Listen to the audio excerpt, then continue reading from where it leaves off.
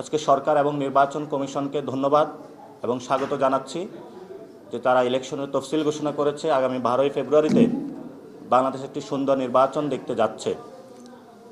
আমরা একটি কথা বলবো, সরকার এবং নির্বাচন কমিশনের নির্বাচন নিয়ে সদিচ্ছা রয়েছে, কিন্তু নিরপেক্ষতা এবং সক্ষমতার অভাব রয়েছে। আপনারা জানেন, নারায়ণগঞ্জে আমাদের 3 জনকে ছুরিকাঘাত করা হয়েছে। ঢাকা 2-এ এনসিপির নিউজ করার জন্য একজন সাংবাদিককে মারধর করা হয়েছে। আপনারা জানেন, বিভিন্ন জায়গায় আরও অস্ত্রের ঝনঝনানি আমরা শুনতে পাচ্ছি। আমরা এই ইলেকশনে সুষ্ঠু নির্বাচনের জন্য পেশিশক্তি, টাকার প্রভাব, গডফাদারের যে সংস্কৃতি আমাদের অতীতে নির্বাচনে রয়েছে, সেই সংস্কৃতি কতটুকু বন্ধ করতে পারবে সেই বিষয়ে নির্বাচন কমিশনের উপরে আমাদের যথেষ্ট সন্দেহজনক অবস্থান রয়েছে।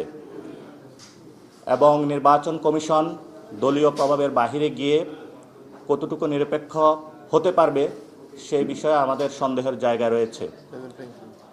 এবং বর্তমান যে পরিস্থিতি রয়েছে, লটারির মাধ্যমে এএসপি ডিসি নিয়োগ করা হচ্ছে, কিন্তু সেটা জাতির সামনে সুস্পষ্ট করা হয় নাই কাদেরকে নিয়োগ করা হচ্ছে। একটা অস্বচ্ছ প্রক্রিয়ার মধ্যে করা হচ্ছে। এবং সরকার গণভোটের যে প্রশ্নবোধক চিহ্নগুলো রেখেছিল সেই বিষয়ে আমরা সুস্পষ্ট ব্যাখ্যা চেয়েছিলাম। আমরা এই পর্যন্ত কোনো সুস্পষ্ট ব্যাখ্যা পাইনি।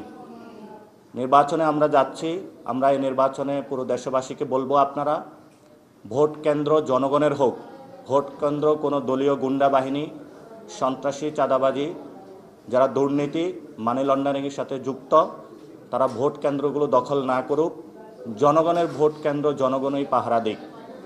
এবং যে আইন শৃঙ্খলা রয়েছে সেই আইন শৃঙ্খলার আমরা যথেষ্ট সক্ষমতার পরিচয় দেখতে পাচ্ছি না। এবং আমরা এও বলে আসছি, বর্তমান যে নির্বাচন কমিশন রয়েছে তাদেরকে একটি পুনর্গঠনের কথা, কিন্তু তাদের অধীনে নির্বাচন আয়োজন হতে যাচ্ছে। তারা অনেক উদ্যোগ নিয়েছে প্রবাসী ভোটাধিকারের বিষয়ে, আমরা সেগুলোকে স্বাগত জানাচ্ছি। কিন্তু তারা তাদের কর্মের পরিচয় দেখাতে হবে যে এটা আগের যে রকিবুল কমিশন রয়েছে সেটা থেকে আলাদা। গণ অভ্যুত্থানের পরে যে আমরা নতুন বাংলাদেশে প্রবেশ করতে যাচ্ছি, তারা সেই সক্ষমতার পরিচয় জনগণের সামনে একটি নতুন ধার দিগন্তের উন্মোচন করবে তারা।